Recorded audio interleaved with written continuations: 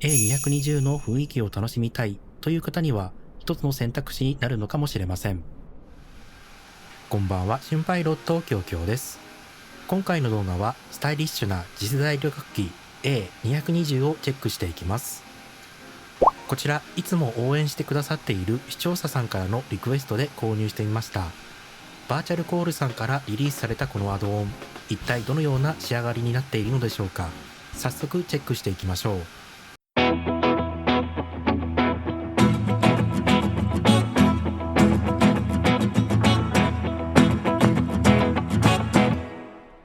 まずはいつものように外観から確認していきます。画面いっぱいに飛び込んでくるのは細長いフォルムの機体です。全体的なモデリングは良く、A220 ならではのシャープなラインが本当によく再現されていると思います。これは期待が高まります。そしてバーチャルコールさんの公式情報によると、このアドオンではなんと 8K の高解像度テクスチャーを使用しているとのこと。胴体にある航空会社のロゴや小さな文字はちゃんと読めるようになっています。ただ正直なところ、機体全体が全部 8K というわけではなさそうです。細かく見ていくと、胴体やエンジンカウルに入っているマーキングにはちょっとぼやけが気になる部分も、あとエンジンのブレードにも何かの文字らしきものが見えるんですが、残念ながら私の目では判読できませんでした。皆さんはこの文字何て書いてあるかわかりますか？またこれは私個人の感想なんですが、機体全体にテクスチャーをベタッと貼り付けたようなちょっとのっぺりとした印象を受ける部分もありました。もう少しリアルな外観の質感が出てると最高だったかななんて思いました。特に主翼を下から見た時が顕著で、凹凸感などは全く感じられません。バーチャルコールさんの A220 はダッシュ100とダッシュ300の2つのモデルが用意されていて、さらに世界中の航空会社のカラフルな塗装も収録されています。そして皆さんが一番気になるお値段ですが、なんと2900円という比較的リーズナブルな価格設定になっています。もちろんいくつか気になる部分はありましたが、こうして検証用に購入するにはお財布に優しくて本当に助かります。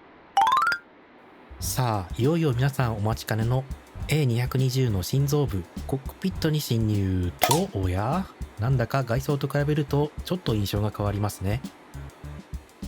全体的にカクカクとした 3D モデルで、テクスチャーの質も残念ながらよくありません。このサイドスティックなんか手を怪我しそうなくらい鋭利な感じになっています。操縦には分厚い軍手が必要なのでしょうか。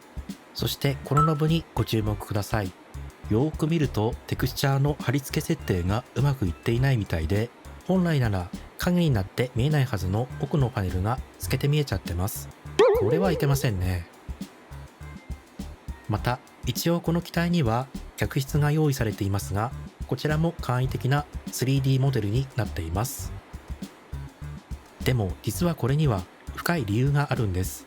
バーチャルコールさんの公式アナウンスによると、なんとノースタディレベルとノーリアルコックピットを発表することを誇りに思っているとのこと。つまりこのアドオンは実機を忠実に再現するというよりは A220 の雰囲気を手軽に楽しむための機体なんです。実際に電源を入れて計器をチェックしてみると、なんとマイクロソフトフライトシミュレーターのプレミアムデラックス版で用意されているボーイング787のディスプレイが表示されます。そして FMS に至ってはエアバス A320 のものがそのまま使われているという、まるでマイクロソフトフライトシミュレーターに最初から用意されている計器機能をあれこれ混ぜ合わせて強引に作り上げられたような、そんな印象を受けます。ただあくまで雰囲気を楽しむ機体とはいえ、サイドスティックやオートスラストはちゃんと操作ができますし、オートパイロットも基本的な機能は使えるようです。ただしここにも注意点があって、機体側でコースセレクターの調整ができないみたいなんです。なので着陸は ILS のみということになります。ちなみに ILS で使う周波数の編集はこのパネルで行いますが、表示がおかしく0というよくわからない値が出てきます。これもいけませんね。良くも悪くもこの A220 はかなり割り切った仕様と言えそうです。このあたりは購入を検討されている方には頭に入れておいた方が良さそうです。手軽に A220 の雰囲気を楽しみたいという方にはこの割り切りはありなのかもしれません。さて、気を取り直して A220 のサウンド、エンジン音をじっくりと聞いてみましょう。この機体にはエンジンを簡単に始動させるためのタブレットが用意されているので、画面のキャプテンマークをポチッとクリックして Ready for Start Engine とエンジンスタートをクリックします。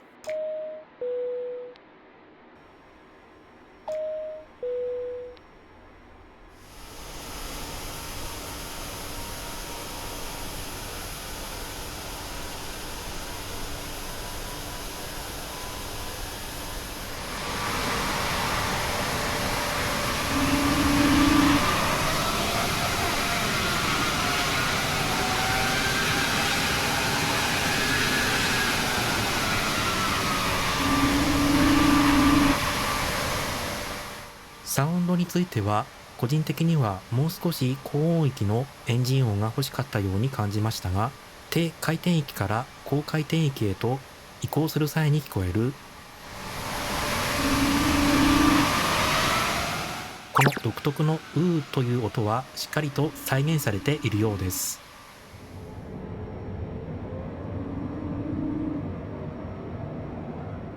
ただコックピット内で聞こえるエンジンのサウンドはどうもマイクロソフトフライトシミュレーターのデフォルトでよく聞いたことのあるノイズのような気がするので、その部分は少し気になる方もいるかもしれません。皆さんはこのサウンドをどう感じましたでしょうか。ぜひコメントで感想を教えてください。それでは機体を離陸させてみましょう。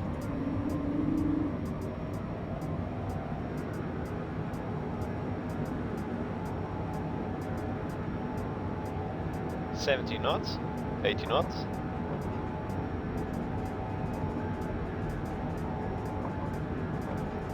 V1, rotate.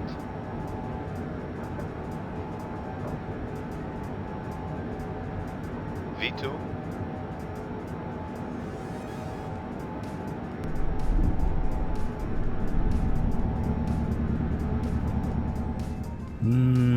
フライトダイナミクスもちょっと微妙ですね。特に離陸時の挙動がすごく軽く感じられ、サイドスティックを操作しなくても勝手に機体が離陸するような感じです。上昇時に少し旋回するルートを入れたので、翼の様子を確認してみましょう。ご覧の通り、主翼はしなるようになっているので、ウィングフレックスはちゃんと再現されているみたいです。この点は評価できます。最後は着陸です。計器に表示されるフラップの表示がボーイングそのまんまなのが気になります。名称をボーイング220にしましょうか。この名前なら計器の表示も納得というのは冗談です。それではランディングギアを下ろ。皆さん今の気づきましたか？この機体、ランディングギアを下ろそうとするとコックピット内がパッと明るくなるんです。これはパイロットでなくても誰でもすぐに気づくレベルの問題なので、ちょっともう何と言っていいかわかりません。50, 40, 30, 20, 10.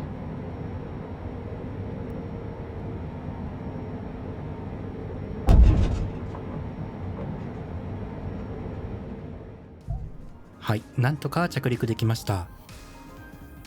バーチャルコールさんの A220 アドオンいかがでしたでしょうか。外装のモデリングはそれなりに良いものの、コックピット周りやシステムの作り込みはかなり割り切った仕様になっているというのが正直な感想です。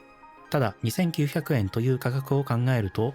手軽に A220 の雰囲気を楽しみたいという方には一つの選択肢になるのかもしれません。皆さんは今回のレビューを見てどう思いましたでしょうか。